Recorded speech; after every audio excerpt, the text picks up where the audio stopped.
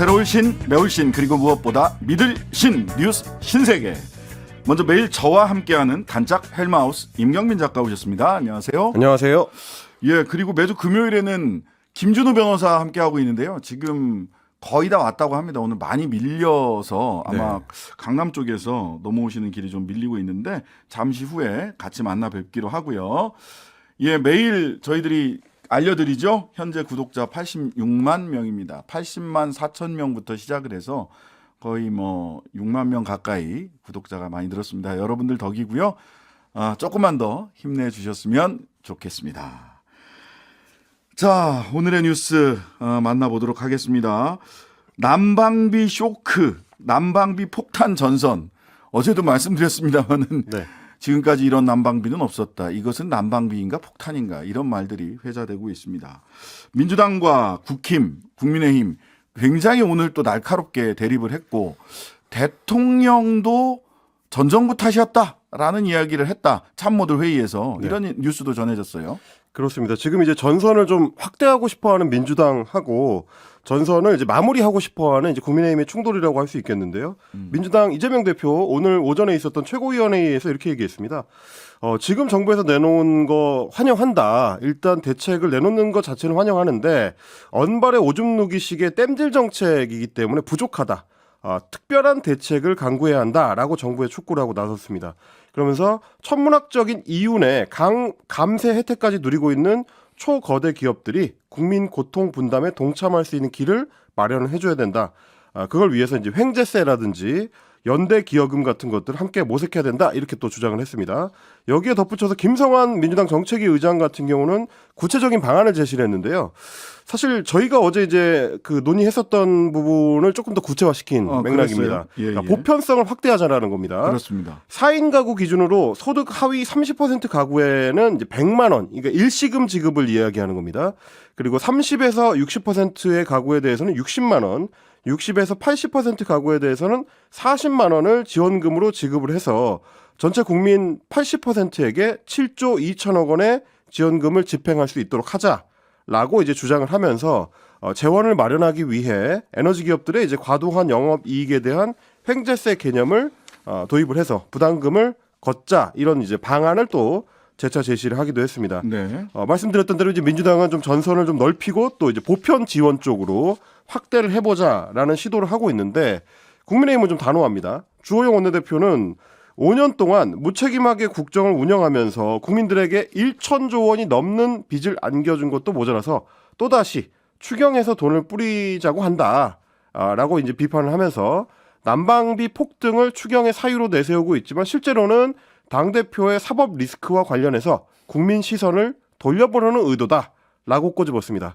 뭐 아시다시피 요즘 이제 국민의힘에서는 민주당의 주장에 대해서 전부 이제 사법 리스크 방어라는 딱지를 붙이고 있기 때문에 기승전 사법 리스크 방어예요. 그렇습니다. 네. 이번에도 이제 마찬가지였습니다. 그러면서 이제 국민의힘 주호영 원내대표 같은 경우는 난방비 폭등은 원가 상승과 함께 문재인 정권의 에너지 포퓰리즘으로 인해서 가스 가격 올리지 않았던 결과다. 이 점을 또 다시 한번 강조하기도 했습니다.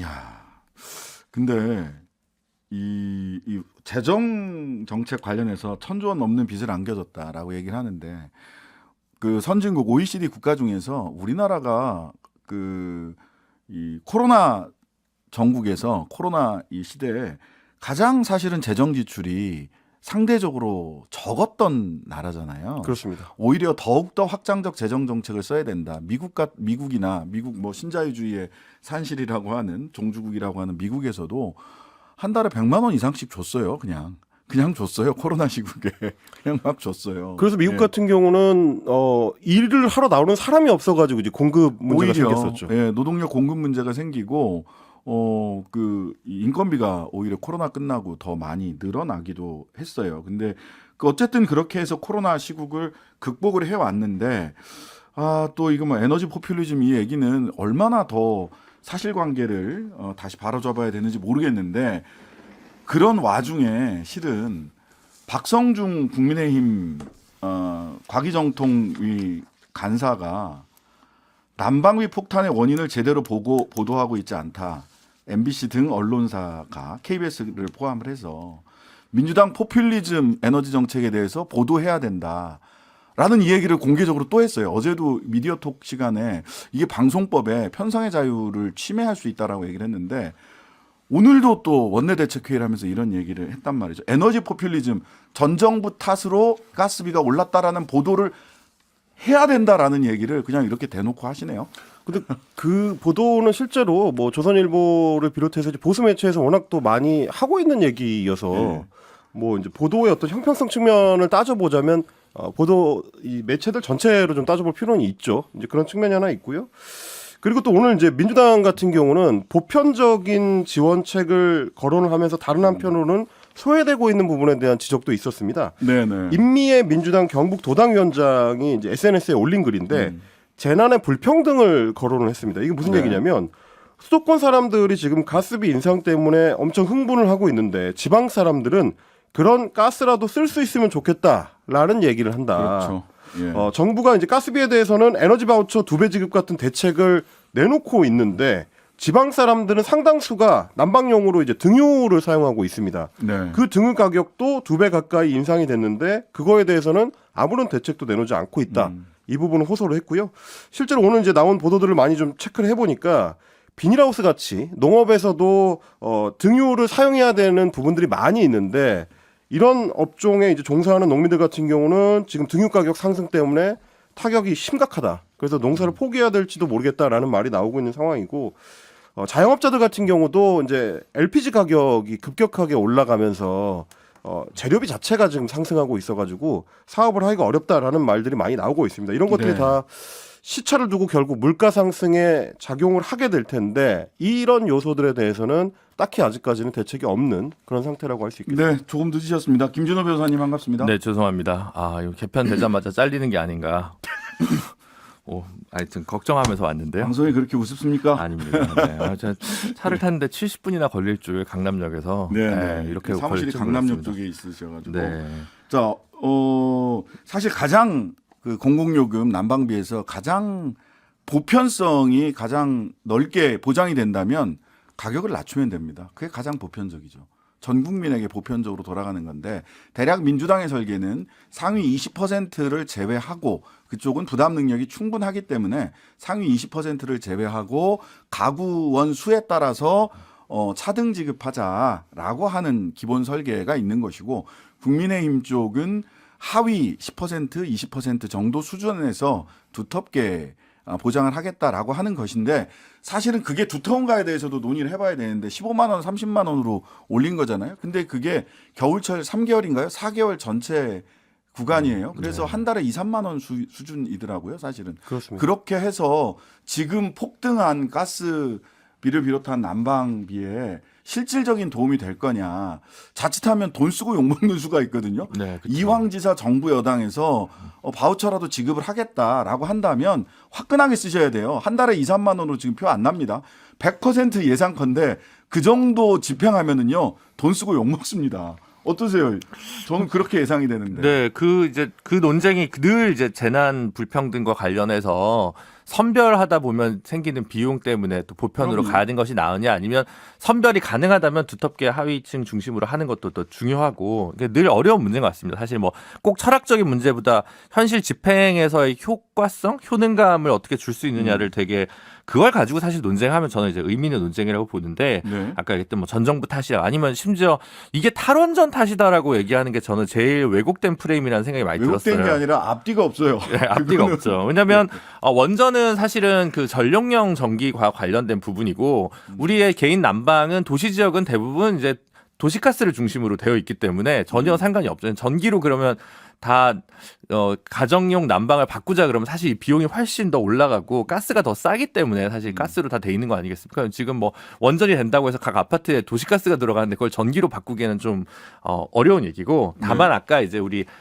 임경빈 작가님이 얘기해 주신 그 임미애 위원장님 말씀은 군 단위 같은 데는 이제 도시가스가 안 들어가죠. 네. 그렇기 때문에 이제 등유 혹은 이제 LPG 이런 것들을 좀 이용하니까 그런 부분들도 정책에 있어서 소외됨 없이 좀 하나하나 챙겨야 된다라는 이야기 같습니다. 그리고 가스요금 인상이 사실은 이제 문재인 정부 때 전기요금도 그렇고 다소 인상이 지체된 거는 사실입니다. 근데 그게 사실 뭐 특별히 포퓰리즘이라기보다는 뭐 그것도 포퓰리즘이라면 좋은 포퓰리즘일 텐데 결국은 코로나 때문에 다양한 물가 인상 압박 요인을 최대한 정부로서 좀 막을 수밖에 없었던 그 당시에 시점이 있었던 거 아닌가라는 생각이 들고 이번에 폭증 사유는 딴 게 아니라 사실은 푸틴 때문이잖아요. 그렇게 따지면 푸틴에게 항의를 해야지. 우크라이나 러시아 전쟁 탓인데 그걸 너무 이제 지난 정부 탓으로 얘기를 하는 것은 정책적으로 논쟁해야 될 문제를 정치적 프레임으로 왜곡시킨다는 점에서 되게 부적절한 것 같습니다. 예, 어제 이창민 한양대 경영학부 교수님이 그 얘기하더라고요. 원전 때문에 탈원전 때문에 가스비 올랐다 이 얘기는 아니 전 세계적으로 두세 배 이상 모든 나라가 가스비가 올랐는데 그러면 문재인 정부의 탈원전이 전 세계 가스값을 올린 거냐. 논리적으로 앞뒤가 안 맞는다라는 말씀을 하시고 그다음에 쭉 분석을 하더니 지금 사실은 뭐 미수금 구조 이렇게 얘기를 하지만 그게 이제 작년 4, 4분기에서만 5천억 넘게 가스공사가 이익이 났거든요. 올해는 가스공사가 이익이 더 많이 날 거예요. 가스비가 그 국제 천연가스비 LNG 값이 떨어졌기 때문에 이게 아무리 살펴봐도 다른 목표, 즉 민영화라는 목표를 향해 가면서 이 얘기를 구조 가스공사 적자 이야기하는 거 아니냐. 이거는 시차를 두고 적자와 흑자가 오르락 내리락 하면서 결국은 평균에 수렴하게 돼 있다. 0에 수렴하게 돼 있다. 가스공사의 가격 구조라는 게 이런 분석을 하시더라고요. 사실 이게 또 따져볼 게 이게 실제로 이익을 누가 먹냐라는 좀 저렴한 표현을 해서 했는데 향유하냐라는 게 쟁점이에요. 왜냐하면 잘 보시면 가스공사 주가는 지금 요지부동입니다. 그대로고 오히려 삼천리 도시가스나 뭐 이게 그러니까 지역 난방을 실질적으로 책임지는 난방 공급업자 가스 회사 지금 주가들이 사실 많이 뛰고 있거든요. 그러니까 사실은 이게 또 가스공사가 핵심적으로 이익을 향유할 거는 또 뜯어봐야 될 문제들이 좀 많이 있는 것 같습니다. 그래서 좀 더 깊이 있는 논쟁이 됐으면 좋겠다라는 제언을 드리고 싶습니다. 네. 정치 비평적으로 한 가지만 추가로 짚자면 오늘 이제 이 여야의 갈등에서 재밌는 포인트는 어쨌든 민주당은 보편 지원을 해야 된다는 쪽으로 전선을 넓히고자 하는데 잘 보시면 국민의힘 쪽에서는 보편 지원을 해야 된다 말아야 된다에 대해서는 직접적으로 언급을 거의 하지 않습니다. 그러니까 아마도 지금 이제 워낙에 가스요금 고지서의 충격이 여론에 큰 상태에서는 직접적으로 그거를 반대하기는 좀 부담스러운 건 아닌가. 그래서 이제 추경이라고 이제 뭉뚱그려서 이제 뭉개고 있습니다만 이게 이런 어떤 싸움을 걸어오는 민주당의 이제 논쟁 시도에 대해서 계속 피할 수 있을 것이냐. 이걸 좀 지켜볼 향후 포인트가 될 것 같습니다. 결국은 이제 법인세 인하라든가 각종 부자 감세 정책의 부메랑이 집권 여당에게 좀 돌아오는 것 같습니다. 사실 새로운 됩니다. 추경을 하려고 하면 세수가 필요한데 계속 세수를 감소하는 정책을 쓰다 보니까 여기서 어떤 좀 자신들의 모순? 자가당착이 좀 발생할 자가당착이 발생할 거예요. 세수가 없으니까 결국 국채 발행할 수밖에 없거든요. 국채 발행하면 오늘 주호영 원내대표가 1,000조 원 넘는 국가 부채를 남겨줬다라고 하는데 추경하려면 지금 국채밖에 없어요. 남은 게. 그럼 국채 발행하면 결과적으로는 또 이 국가 채무가 늘어난다. 근데 이것도 전 정부 탓이라고 할 거로 예상이 됩니다. 자, 제 예상이 맞는지 틀린지 지켜보십시오. 반드시 얘기가 나올 겁니다. 자, 국민의힘 당권 경쟁 가보죠. 나경원 전 대표 전 의원이 빠지자 안철수 지지율이 급등했다. 이런 이야기들 보도되고 있습니다. 오늘 이제 리얼미터가 미디어 트리뷴에 의뢰해서 조사한 여론조사 결과가 나왔는데요. 25일부터 26일까지 전국 성인 남녀 1,009명 대상의 조사였고 그 중에서도 국민의힘 지지층이 이제 422명이었습니다. 직전 조사에서 나 전 의원의 지지율이 25.3%였었기 때문에 이 지지율이 어느 쪽으로 움직일 것이냐가 상당히 관심이었는데 오늘 조사 결과를 보면 안철수 대표 쪽으로 거의 대부분 흘러간 거 아니냐라는 분석이 가능해 보입니다. 일단 김기현 의원은 국민의힘 지지층 내부에서 40% 떨어지는 지지율을 받았는데 그래서 1위를 차지하긴 했지만 직전 조사보다 다소 떨어졌습니다. 0.3%포인트 감소. 그러니까 뭐 거의 움직임이 없었는데 반면에 안철수 의원은 직전 조사 17.2%였던 거에 비해서 무려 16.7%가 증가를 해서 33.9% 2위로 뛰어 올랐습니다. 이렇게 되면은 뭐 지지율이 2배 오른 것도 그렇지만 양강 구도에서 이제 오차범위 내로 두 사람의 지지율이 좁혀졌다는 거 이게 좀 중요 포인트로 보이고요. 김기현 안철수 의원에 이어서 유승민 전 의원이 여전히 8.8%로 3위, 그리고 황교안 전 대표가 4.7%로 4위, 윤상현 의원이 3.2%, 조경태 의원이 1.8% 순이었습니다. 그러니까 이렇게 되면은 유승민 전 의원의 출마 여부 여전히 관심이 이제 있을 수밖에 없을 것 같고 꾸준히 3%에서 5% 사이를 오가고 있는 황교안 전 대표의 지지율 이런 것들도 이제 신경 쓰이게 되는 그런 격차가 된 것 같습니다. 네.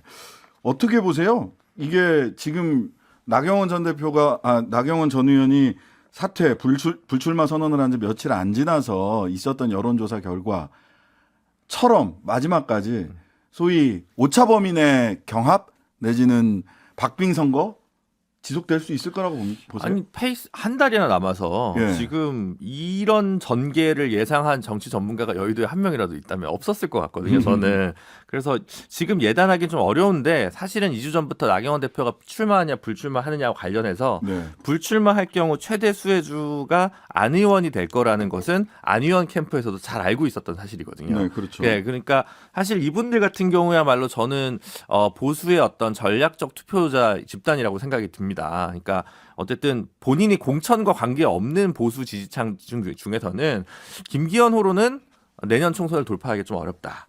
그렇기 때문에 그리고 윤석열 정부의 낮은 지지율을 봤을 때는 조금 중도 확장성 있는 새로운 인물이 필요하다. 그런데 보수 안에서 특히 TK 지역에서 어쨌든 여전히 유승민 의원에 대한 다소간의 반감이 있는 상황에서 안철수나 나경원 정도가 적절하다라고 생각하시는 분들이 꾸준히 무시 못할 비율로 지금 당 안에 있다는 거고 이게 사실 조직표는 아니지 않겠습니다. 안철수 그렇죠. 대표가 뭐 조직표가 얼마나 있겠어요. 그래서 그런 상황이 어떤 상징하는 바가 사실은 보수의 어떤 책사들에게는 굉장히 중요한 문제일 거라고 생각하고요. 다만 국민의힘 지지층에서의 여론조사보다도 보다 조직된 사람들이 그리고 이해관계가 좀 더 깊은 분들이 당원으로서 투표를 하는 거기 때문에 결선 투표 여부가 관심사지만 어쨌든 아직까지는 그래도 김기현 대표가 한 두 발짝 더 안 대표에 비해서는 앞서 있다고 봐야 되지 않을까 싶습니다. 예, 결과적으로 요 여론조사는 그 여론조사 아까 임경민 작가 언급한 여론조사는 여론조사 심의위원회 홈페이지 자세한 내용 참조하시면 되는데요. 여론조사는 소위 3바이라고 해서 성, 지역, 연령 이거를 대한민국 전체 성인들의 성지역 연령 비율과 맞춰서 그렇죠. 추출을 하는 거란 말이죠. 근데 국민의힘 당원들 분포는 당신 100%인데 이렇게 구성돼 있지 않아요. 영남 60대 여기가 중요합니다. 네. 영남 60대에서 안철수 의원이 이 여론조사에 나오는 것만큼 지지율을 받을 수 있을까? 첫 번째. 두 번째, 윤핵관의 뜨거운 맛을 아직 안철수 의원은 경험하지 못하셨어요. 윤핵관의 뜨거운 맛을 견뎌내고 돌파할 수 있을 것이냐? 두 번째. 또 김기현 의원은 저는 뭐 이따가 저희들 그 같이 말씀 나눌 건데 황교안 전 대표가 소위 아스팔트 보수 태극기 부대 내지는 기독교 영남 60대 이쪽에 일정한 지지율 포션이 있습니다. 여기도 여론조사에서도 보면 4.7% 나오거든요. 근데 당원조사하면 이 4.7%보다 더 나올 겁니다, 분명히. 이 황교안 변수 어떻게 보십니까? 근데 지난 네, 김준호 그 변호사님. 이준석 대표랑 나경원 대표가 맞붙었던 당대표 선거에서 의외로 황교안 이펙트가 그렇게 크지 않았었죠. 않았기 때문에 사실은 현재로서는 좀 알기가 어렵다. 왜냐하면 네네. 이 선거 불복 프레임이 얼마나 작동할지도 사실은 예, 그렇기 때문에 오히려 지금 유승민 대표가 출마를 할 거냐 말 거냐가 조금 더 포인트가 되지. 아니, 이게 무슨 얘기냐면 결선 투표로 바로 갈 거냐 안 갈 거냐. 결선 투표로 안 가기 위해서 그러니까 결선 투표를 왜 만들었을까? 결선 투표 설계한 사람 나와라고 이제 아마 윤핵관 캠프에서는 고민을 할 텐데 결선 투표 가능성을 차라리 해서 어떤 가능성을 지우기 위해서 황교안 대표든 강신업 변호사든 뭐 조경태 의원이든 이런 분들에 대한 사전 정지 작업을 추가로 하는 것들이 좀 앞으로 한 2주간 또 펼쳐지지 않을까라는 생각이 듭니다. 또 한 가지는 사실 이제 이준석 대표가 확인하고 싶어하는 게 지난 그 대표 40만. 선거 이후에 본인이 얼마나 표를 끌어모았는가, 그러니까 당원으로 자기 힘으로 얼마나 당겨 올렸는가를 이제 이번 전당대회를 통해서 확인하고 싶을 텐데 그러려면 유승민 전 의원이 출마를 해서 그걸 확인시켜줄 필요가 있거든요. 네. 근데 이제 지금 분위기로 봐서는 이제 출마하지 않을 가능성이 높을 것 같다라는 거고 그러려면 이제 대체로서 안철수 의원이 이제 그걸 또 확인시켜줘야 됩니다. 네. 그러려면 서울 수도권 내지는 뭐 이제 온라인 당원 가입을 한 그 당원들이 얼만큼이나 이번 전당대회에 참여할 거냐 이게 이제 변수일 것 같고요. 신장식 변호사님 저 진행자께서 지금 짚어주신 것처럼 당원 구성으로 보면 여전히 영남권에서 40% 이상의 당원 비중을 차지하고 있습니다. 네네. 그 수도권 신규 당원들이 과연 큰 힘을 발휘할 수 있을 것이냐, 조직화될 수 있을 것이냐 이런 실제로 것들도 이제 투표장에 나올 것이냐라는 쟁점이 있을 그렇습니다. 거고요. 그렇다고 네. 유승민 안철수 의원 물론 여의도에 영원한 적과 동지는 없습니다만 바른미래당이 이제 깨지는 과정에서 사실 두 분 사이에 좀 앙금이 남아 있기 때문에 그렇죠. 이제 와서 유승민 의원이 뭐 안철수 대표를 지지해 줄 것 같지는 않습니다. 그렇네요. 자, 3부에서는 여권 내부에서는 존재감 높아지고 있다라고 평가받는 주인공 황교안 전 원내대표 만나 보도록 하겠습니다. 잠시 광고 듣고 뉴스 신세계 이어가 보도록 하겠습니다.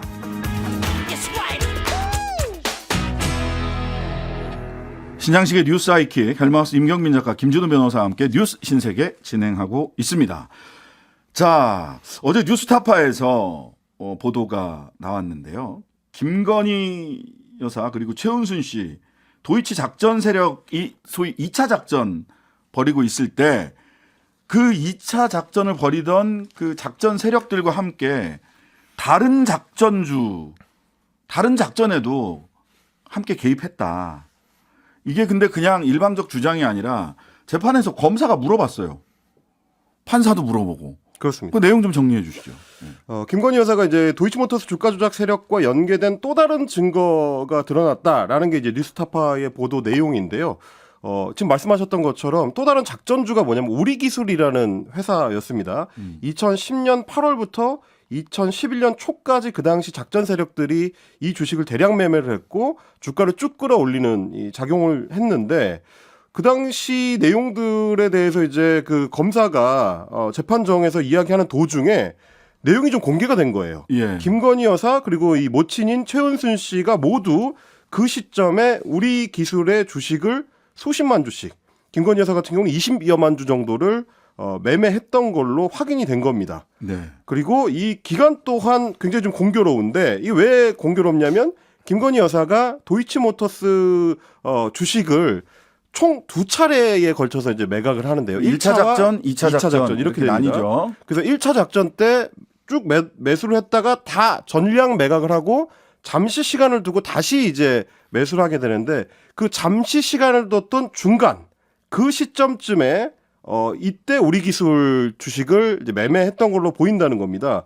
1차로 전량 매각했을 때 한 10억 원 정도의 여유 자금을 갖게 됐는데 그 자금이 2010년 9월에서 10월 사이에 이 추가로 이 우리 기술을 매수해서 이 거래를 했던 거 아니냐 이런 의혹을 갖게 된 거고요. 뉴스타파의 추정에 따르면 실제로 당시 이 주식을 매매를 했다면 약 8천만 원에서 1억 2천만 원 정도의 시세 차익을 거뒀을 걸로 이제 추정이 된다라는 내용입니다. 네, 새로운 사실관계가 누군가의 폭로로 드러나는 게 아니라 검사들이 법정에서 질문하는 과정에서 또 검사들이 법정에 제시한 자료를 통해서 또는 도이치모터스 권오수 회장 등의 공소장의 범죄 일람표를 통해서 계속해서 확인되고 있거든요.